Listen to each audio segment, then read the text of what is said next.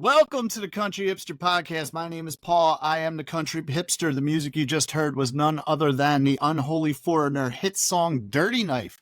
Check out the Unholy Four on Instagram, YouTube, Spotify. Actually, are they on YouTube? I don't know if they're on YouTube.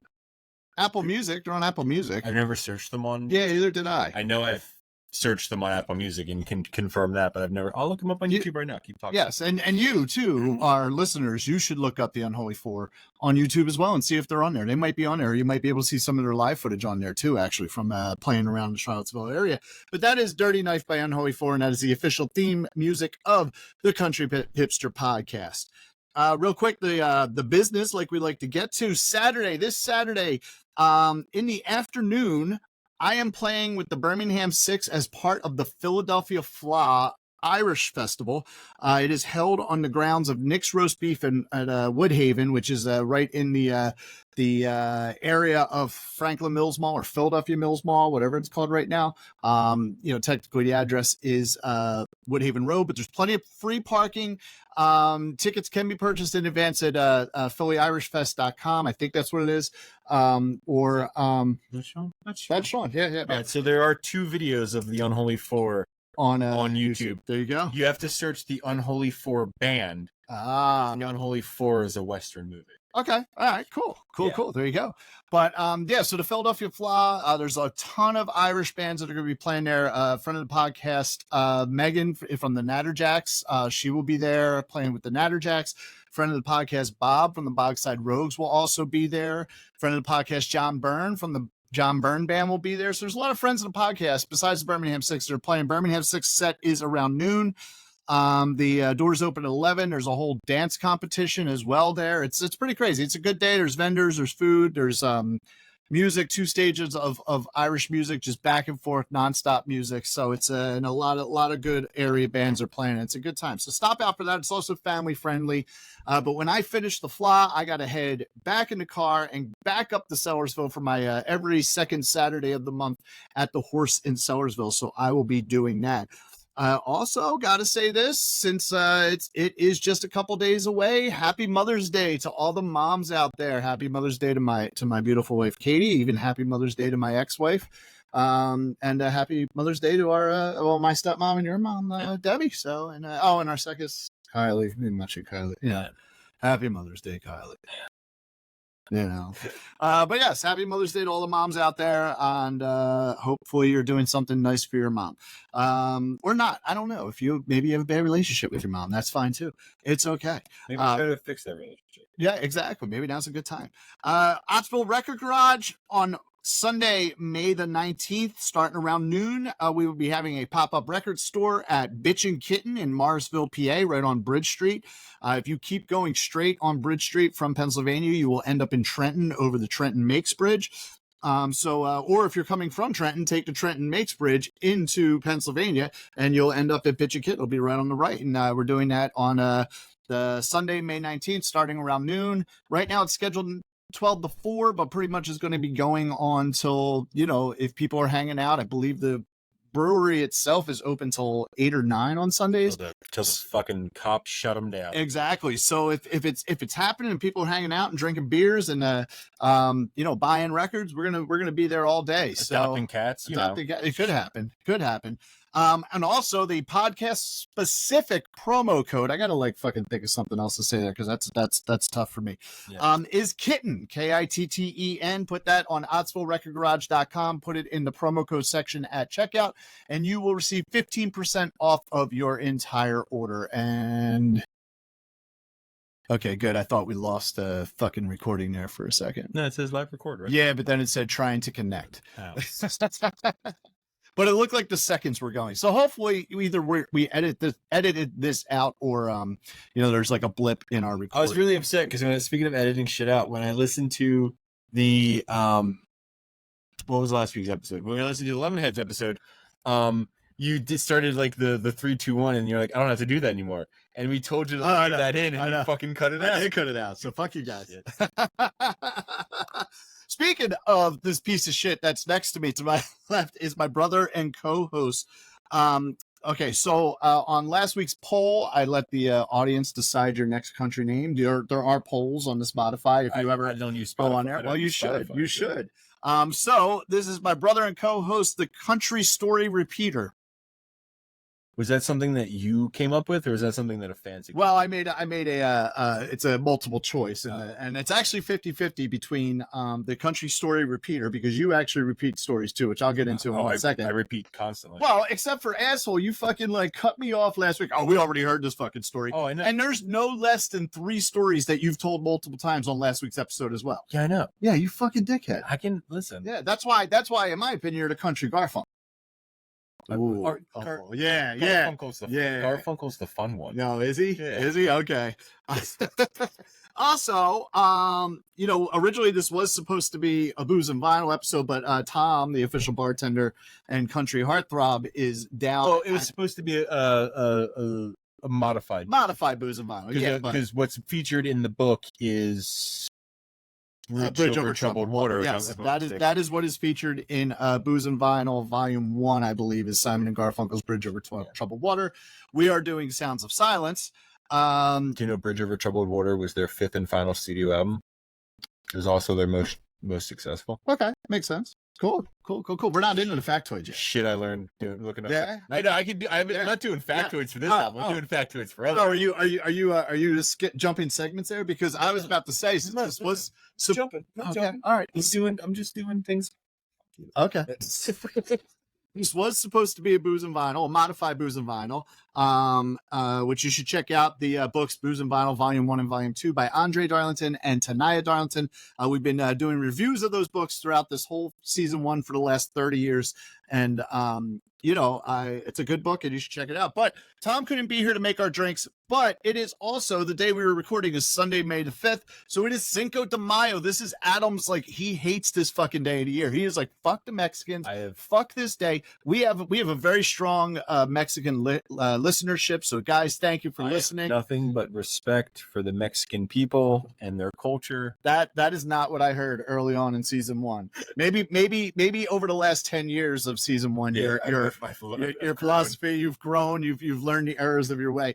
But since it is Cinco de Mayo and we are a drinking podcast, I have made us some cherry lime margaritas in this shaker here. So if I can get this off, there we go. It was in the freezer. It was in the freezer. So that's a whole nother story. Oops, making a little mess there. You know, I was a bartender at a shitty bar, but I could make pretty good margaritas. So this is I don't like frozen margaritas. How is your feeling on margaritas in general and frozen tea? Technically they should be on the rocks, but we're going to drink these fast enough. We don't need them to be on the rocks. I generally don't go for margaritas because they tend to be too sweet.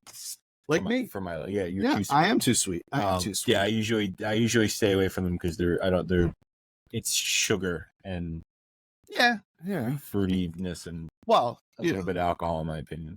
As a diabetic, that obviously is everything that I look for in a good margarita. I prefer margaritas over the rocks or on the rocks. I don't particularly care for the frozen ones. It's just like ice slushy. Like I don't want to drink a slushy. Like I just want to, although the fucking country hipster would taste delicious as a fucking slushy. That would taste delicious as a slushy, but that's not a margarita. No. So it's a little different. That's a little different. Or wine slushies are also delicious. Could you grab a towel real quick? Because I made a little bit of a mess here.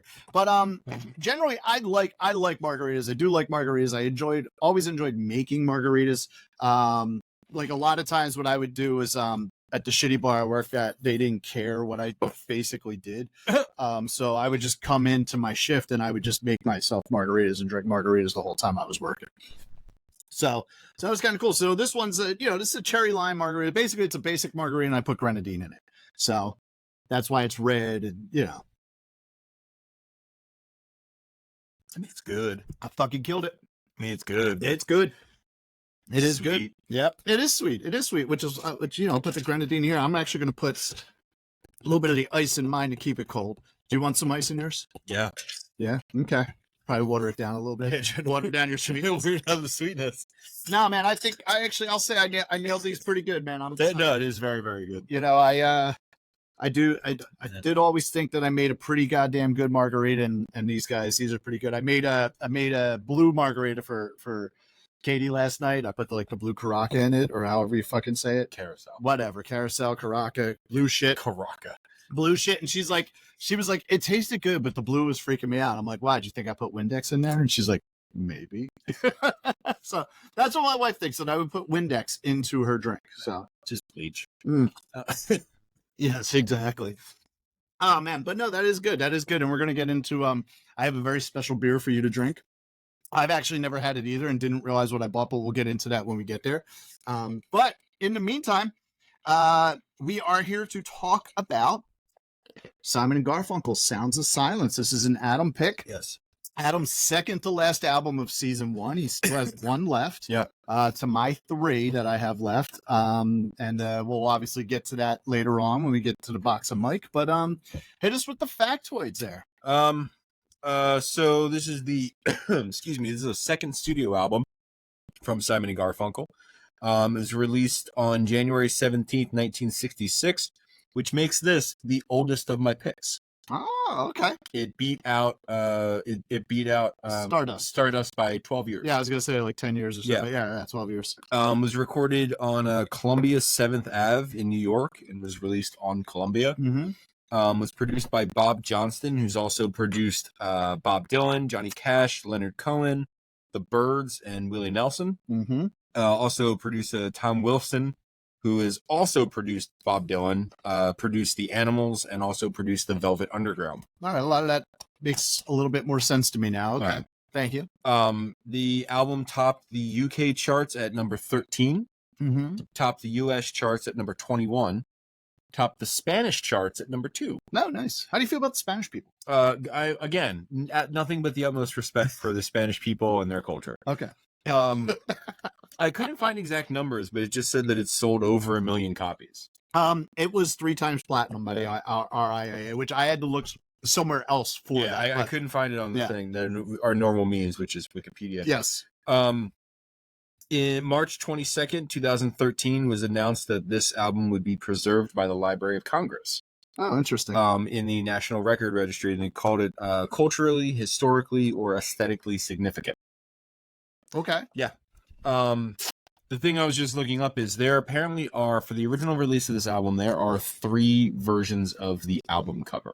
Yes. So the original has just their names, Simon and Garfunkel, all capitalized on one line, and then the title of the record, all capitalized on the next line. Mm-hmm. No track listing. Second version has just the first letter of every word capitalized and the track listing. Are you talking about the back or the front? You're talking about the front. The whole. Right, but the color's also different. Is the color off? Yeah. No. So, okay. Keep going, and I'll tell you. And then for the third, the third is apparently exactly the same as the second, but on the back there's a picture. One of the pictures, Paul Simon is holding an issue of Tiger Beat. Okay. And in the third version of it, they airbrushed out the Tiger Beat. Okay. All right. Looking at it, and also apparently with the originals, there was a misspelling. Okay. On Angie. Okay. It's on the song is ANJI. Mm-hmm. On the originals with the misprint, it's ANGIE. Okay. So mine has first letter capitalized, track listing, no Tiger Beat on the back, and Angie is spelled properly. Right. So you got a third. You do have a third pressing. Now we're not jumping seconds. No. Also, now here's the difference too. Is I forget about the first one that you were saying with how it has the 2 things. I forget what that is. The second pressing, where it actually says "Sounds of Silence," is in blue. Whereas the third pressing, the Sounds of Silence, is in green. Oh. Now, here's the thing, and I'm not going to get into disguise value yet, but that in this case, in some cases of records, that actually does matter. Yeah. Like the cover actually does matter, like to the point now where there's alternate covers being made for records that are coming, like the Ariana Grande album that just came out. I forget what it's called. She has one cover for the CD. The vinyl has a completely different cover. Yeah. Taylor Smith Midnight's, obviously each variant had a different cover. Swift. Isn't that what I said? You said Smith. Oh, Taylor Smith, not Taylor Swift. Not to be, no, I'm talking about Taylor Smith. Oh, Taylor Smith. No, but Taylor Swift. The cover of the Midnight, all the variants, they each have a different color cover. The variants of the Tortured Poets has a different cover. I actually saw a thing for Midnights where it was you can go on Etsy and buy like a thing where you put the 4 album covers together to make the clock. Yes, yeah. But it had a thing where like it held all the records and had the clock mechanism, so it functioned like a clock. Yeah, which I think is pretty neat and obviously a very smart marketing tool by Taylor Swift there. The also like back to it too, like Vampire Weekend's new album, they have one cover for the regular release and then the indie exclusive has an alternate cover. So it doesn't like, again, with used records, the cover doesn't generally change the price of and then you're also talking about with your Poison record. Well, that was different because there's an original cover, then there's a censored cover. That's what I mean. Yeah, but these particular covers are specific to the pressing. Gotcha. And another one going back to that is Led Zeppelin, In Through the Outdoor. There's like 4 or 5 different covers for that. Genesis did something with one of their albums where the colors are different. Synchronicity by the Police, they have like the stripes across like the pictures of the band. Yeah. And each cover has the ones like red, yellow, blue, one's green, yellow, red, so sometimes in certain cases it does make a difference. This would be one of those cases. Whereas the color of the lettering of Sounds of Silence does actually make a difference to the value of the pressing to an extent. It still doesn't really change it that much, but someone might be looking for that specific cover. So, but anyway, I'm sorry, go on. No, the only other factor I had is that in 1990, the year of my birth, Simon and Garfunkel were inducted into the Rock and Roll Hall of Fame. Okay. All right. Cool. Very nice. Yeah. Very nice. Thank you. Yeah. No, I do know that it's funny, the version of this, I learned this from the factoids. If you look, so Sounds of Silence, There's also Weird. Yeah. So that's an all acoustic version that was released on the first album, 3AM. Yeah. Whereas Sound of Silence is the acoustic version with electric tracks done. So they didn't actually, Simon and Garfunkel didn't actually re-record the song. They just put an electric band behind Sound of Silence, which is what is on this album. It's the lead track on this one, so it's actually different than the original Sounds of Silence. Even though the album is called Sounds of Silence, it's even listed on the track listing as Sound of Silence. So that I did think was kind of interesting. Yeah. So yeah, that was a lot of actually the shit on Wikipedia is like all the weird things that are like happen between the different releases, where like things like they were talking about how on the British release there's an extra song right before Richard Cory. Yeah, which is on their next the Simon and Garfunkel's third release, which I can't think of the title of the song at this point. I should have written it down. But yeah, so there is a lot of like Parsley Sage. Is it Parsley? Parsley Sage is the album. Yes. I'm sorry. Yeah, Parsley Sage is the third album, but the song that's added to the UK release is actually one of their hit songs. But it was on in the US version. It was on Parsley Sage, and it was not on Sounds of Silence. So which is interesting that, you know what I mean? Like, I don't know if it's because it was folk music in the 60s and they didn't really know what to do with it or how to market it. It wasn't rock, it wasn't the Beatles, it wasn't, you know what I mean, anything that was like normal. And it wasn't Dylan. Dylan was still, even compared to this, Dylan's still like a different like level of folk music. Joan Baez is a different level of folk music, but like I was watching something. I heard a quote. It's a quote from a movie that I like a lot. Is to define folk music is that it was never new and it never gets old. That's pretty interesting. No. Yeah. Okay. I like Woody Guthrie used to walk around with on his guitar. It was Homeward Bound. Homeward Bound, that's what it is. Yeah, Woody Guthrie used to have on his guitar written this instrument fights fascists or kills fascists or something. Yeah. So, which actually, there's a movie called I'm Not There. I think it's called I'm Not There. It's about Bob Dylan, but it's like 4 or 5 different actors all playing. Oh, right. Dylan through various stages of his life, and one of the versions of Bob Dylan is a little African American kid. and he's like traveling around like, you know, with a guitar, like from town to town and shit. And he actually has "This Machine Kills" that's written on his guitar. Nice, very cool, very cool. So this is your album. This is your pick. So why did you pick this album? Why is this on your top, or you're not top 20, you're 25 albums for season 1? Honestly, to me, this album, for me, this album is very nostalgic. Okay. Growing up, I never had a choice of listening to what we listened to in the car with Dad. Mm-hmm. But one of the things that I always enjoyed that he would put on was Sounds of Silence. When I got older, it became after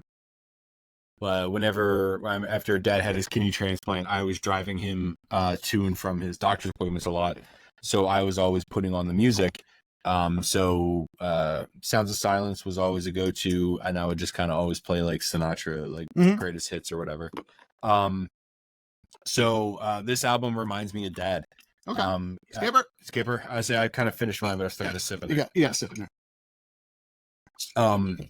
To add to me always repeating myself, I know for a fact I've mentioned on the podcast before, I have 2 copies of every studio Simon and Garfunkel studio album because they were Dad's. He listened to his first set so much that he fucked up the records and he bought a second set. Yeah. We should see what your other one is. What my other? Yeah, which pressing that is. It'd be very hard to figure that out actually. Why? Because fun fact, the other copy of Sound of Silence I actually cut up and made the pick guard on one of my electric guitars. You fucking jerk. Okay, fair enough. So I don't have it anymore. Okay. I might still have the sleeve. I might still have the sleeve. Okay. I gotta see if I still have the sleeve. But yeah, I actually took the pick guard off one of my guitars, traced it onto the record, cut it out, and now. Well, but why would you do that when you knew that in 20 years we were going to be recording this podcast still? Because I knew this album hadn't come up. Because I knew I had the one functioning powder, and it would have been fun. But yeah, so this album reminds me of Dad. Just like I said, it's one of the things I remember him putting on that I enjoyed. It was very common for if he and I were driving somewhere and I was driving, Sounds of Silence was on. Okay. Because it just, you know, if I had on my music, he would always like question random things in it that like he would ask me shit. I'm like, I don't. Like, the one time we were driving, and the Killer song, All These Things That I've Done, is playing, and one of the lyrics in the song is, "I've got soul, but I'm not a soldier." Mm-hmm. We're driving and this is playing and he goes, "The hell does that mean?" I'm like, I don't fucking know, dude. Ask the fucking dude from the Killers. On the fucking road. I just think it's a catchy fucking song. It is. So yeah, I would find things that he was more agreeable to. And so, like I said, Sounds of Silence was usually a go-to. Okay. But I mean, just from listening to it a bunch in my youth from my dad, I just learned to, I just came to enjoy the album itself. Okay. I do enjoy Simon and Garfunkel. I enjoy folk music in general. Okay. But yeah, it's just an album that I've always enjoyed from being forced to listen to it as a child. Good. All right. So. Oh no. Yes. No. Yep. Oh no. Do you know what this is? I do. No, dude, I'm not drinking it. I know. I'm not drinking it. Listen, if I did that shot, dude, I literally had a conversation with Zach today where he said he bought this not knowing what it was. That's what I did. And oh no, that's what I did. It's a fucking Bloody Mary. It's going to be disgusting. No, we got to do it. We're doing it. We're doing it. All right. Christ. So what I have here, fucking Chelada. I told Adam that I had a special beer, Christ. And it is Modelo because he said he actually likes Modelo. Yeah, regular Modelo or Modelo Negra. But it's not this shit. Chelada Especial. So I actually didn't know what this was until last night. So I bought it because I saw it. I'm like, oh, it's a different Modelo. Let me get it. Yeah. Oh, it's a different Modelo, right? Yeah. It's fucking half tomato juice. Yeah, it is. So it is a with the refreshing flavors of tomato, salt, and lime. Now, I haven't tried this either. So Tom, who we apologize to all the time, him and his wife were over last night. And he's like, dude, you got the Modelo Chelada. I'm like, I'm like, oh yeah, no, it's like, I figured for the podcast, whatever, you can have one. He's like, I'm not fucking drinking that. He told me what it was. I'm like, oh shit, is that what I bought? He's like, yeah. So I don't know what this is going to be like either. Awful. Oh, Do you like Bloody Marys? Yes, actually. You'll probably fucking like it. Have you had this? No. Okay, so what do you don't know? No, I know. I do know. You like old man candy. No. You like the fucking. No, I do know. Yeah, but I don't like fucking tomato juice. It's okay. We're gonna do this. We're gonna try this out. Here. Oh god, dude, no. Yep, dude. Look at that. That looks like Jesus fucking Christ. That looks like piss that is probably not healthy. I'm just saying the color of this. Do you have regular beer in that cooler? There's some regular beer in there too. So so we got this guy here. This is, if you can look, it's a very, very interesting color. For those of you at home who can't fucking smell it, let me just sum it up for you. It smells like Campbell's tomato soup. Not even. No. It's SpaghettiOs. Oh yeah, it does. Like it smells like shitty tomato. And you notice it's also carbonated. Yeah. So God, so think of carbonated SpaghettiOs, and that's what this smells like. So yeah, it is the Motel Chelada Especial. What's great? Let me tell you, this reaction is making this so much even more. I'm just saying. The one time I was at a store and I was buying beer and I was looking for something that I hadn't had before, and I said, "Oh, I've never had that." And I looked it up on Untappd and saw what it was, and I'm like, "Fuck no!" I literally, dude, I will bring up the fucking conversation. It's great. This is hold for a second. Hold for a second. I literally had a conversation with our brother Zach today. Friend of the podcast, Zach. Zach texted me. Oh, he's also a Jack Black denier. He is a Jack Black denier. Yes. Zach texted me at 3:50 today and said, "I made a serious beer mistake." And he wrote, "Oh my god, it was worse than I thought." And he said, "What was it?" He bought the Soul Chelada. And I said, he said he didn't realize what it was when I bought it. And I said, "Yeah, no, don't do that." And he said, "It was so awful, I'm traumatized." That's great. That is so great. Yeah, whatever. So you ready? You ready for this? Let me take a picture of this and Zach. Yes, man. Do it. That's great. That is awesome. I hate you so much. Yeah, so this is the Modelo Chelada Especial. So we're gonna see how this is. Like I said, I bought it thinking it's a different Modelo. I didn't look at the fucking thing. I just saw it was different. Before we take a sip, can we get out regular beers to wash the nastiness out of our mouth? Oh, fine. Listen, motherfucker, I'm not gonna throw up like you did from taking a shot. Hey, I know I'm gonna take a sip for the viewers, and then I'm never going to touch it again because it's going to confirm that it's fucking disgusting. But there's more here, so I'll take the Dos Equis. Oh shit! Oh, do you like Dos Equis? I don't mind Dos Equis. I prefer the amber, but I don't mind Dos Equis. Well, you can have your choice between a Chamonix Creek Ultra Kush or a Dos Equis. Just to show you that I love the Mexican people, You're gonna take the Dos Equis. We'll take the Dos Equis. Okay, all right. Yeah, no, don't even open that yet, because you might take a sip of this and you might love it. I guarantee you I won't. All right, so here we go. We're gonna make Alan puke. I'm not gonna chug it. Oh, look, it's Modest the Mouse. We're not. Look, there's Modest. We're not chugging this. Look, baby, look at the fucking. That's what tomato soup. Yeah, I know. It's great. It's great. We got grainy rims. It's awesome. Oh, guys, it's actually not bad. It kind of tastes like V8. No, yeah, V8's fucking disgusting. V8's delicious. No, it's not. Don't. Oh God, I like it. No, it fucking tastes. It gives you all your vitamins in one glass. I don't give a shit. Like all your daily vitamins in one glass. This is like what this is. Fuck that. I think I'm eating this or drinking this.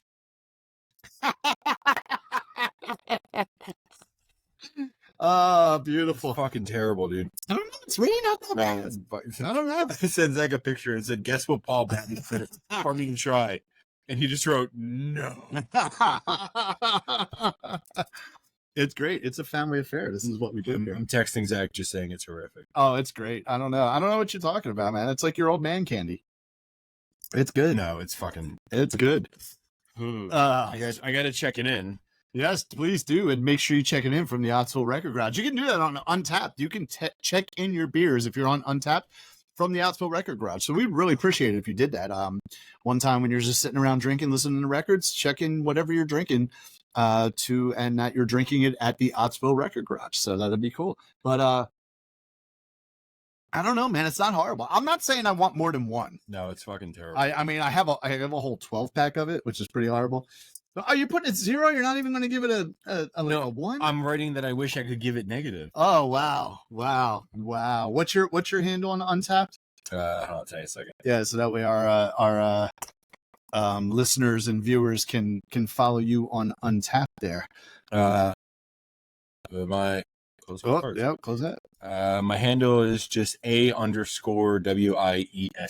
There you go. So follow Adam, and then you can like his check-in of the Modella Chelada Especial, which, I mean, like I said, I really did not realize it was the had I realized it was the tomato juice one, I wouldn't have gotten it. I probably would have bought Corona just to be a dick. But I thought I remember seeing it before and going, oh, I've never had that Modelo before. I wonder what it, and I had literally, I took, you know what it was? Because where I was getting it, they only had 24-ounce cans of it. Okay. So I was like, I grabbed it and I was like, oh, I'm like, I don't know if I really want a 24-ounce can. I looked it up to see what it was, and I was like, oh no, thank you. Well, I grabbed a 12 pack of it. So yeah, that's your fucking fault. So there you go. But yeah, so now that is Dude, I don't even want it near me. Oh, come on, put it on camera. Make sure it's on camera. Fucking smell it. There you it's go. Fucking terrible. It's not as bad as you're making it out. It is, dude. All right, so aside from the nostalgia, besides the nostalgia reasons of this album, how do you feel about this album? I enjoy this album a lot. Okay. My favorite Simon and Garfunkel song is not on this album. Okay, which is? I think my favorite Simon and Garfunkel would be The Boxer. Okay. Maybe this is pretty bad. Yeah, see? But I've like I said, I enjoyed all the songs on here. I had a very hard time making a top 3. We'll get into it, but I did have a very difficult time making the bottom 1. Mm-hmm. But yeah, like I enjoy this. I enjoy the music. I will often randomly have like songs from this album stuck in my head for no reason. Mm-hmm. But yeah, I've always, like I said, I grew up listening to it and came to enjoy it greatly. Okay. All right. What are your feelings? So this album makes me wonder if I really like Simon and Garfunkel or if I just like Simon and Garfunkel's greatest hits. Okay, I can see that. I will say, like, this album, it's very dark. It's a very sad album. There's several songs where the themes are of like death or loss of a relationship or anything like that. Did you ever see the video? There's a video online where a guy he has a pet goldfish that dies. So he has a Viking funeral for the goldfish. Okay. In the toilet. So he makes a little tinfoil boat, puts the fish in the tinfoil boat, and fills it with lighter fluid and sets it on fire. Oh, Jesus Christ. In the toilet while Sounds of Silence is playing in the background. I've never seen that, but that sounds horrible. Yeah. Plus, if it's in tinfoil, it's going to destroy your toilet. Yeah, but you shouldn't put tinfoil down your toilet if you're flushing it down the toilet. It's just time. No, it's just one time. That's a horrible idea. It's this. Like, as a former plumber's assistant for about 3 weeks while I was unemployed, I'm telling you, that's a horrible idea. Yeah, but to do for your toilet. But it was just one time for the views. One time is all you need is to destroy your fucking toilet and your plumbing is of putting fucking tinfoil. It was a small thing. Oh God, that's so horrible. It was we're not talking. It wasn't like a bass. It doesn't matter. It's just you don't put guys. Do not put tinfoil down your condoning toilet. his actions. I'm just laughing at them. Yes, but that in a way is condoning because you're egging them on. So you can't do that. Don't put tinfoil down your toilet. It's a horrible idea. So I will say that overall, the country heartthrob is texting. I saw that. I didn't look at it though. He texted us a picture. Tom is currently at Bad Religion and Social Distortion. Oh, okay. So he texted us a picture of nice. Bad Religion. Nice. I gotta say, overall, I'm not a fan of this album. Okay. The Sounds of Silence electric version, although better than the Disturbed cover of it. Yeah, the Disturbed cover of it has gone like multi-platinum in itself. Oh yeah, it does. It sucks. I do like, I like the all acoustic version of Sounds of Silence better.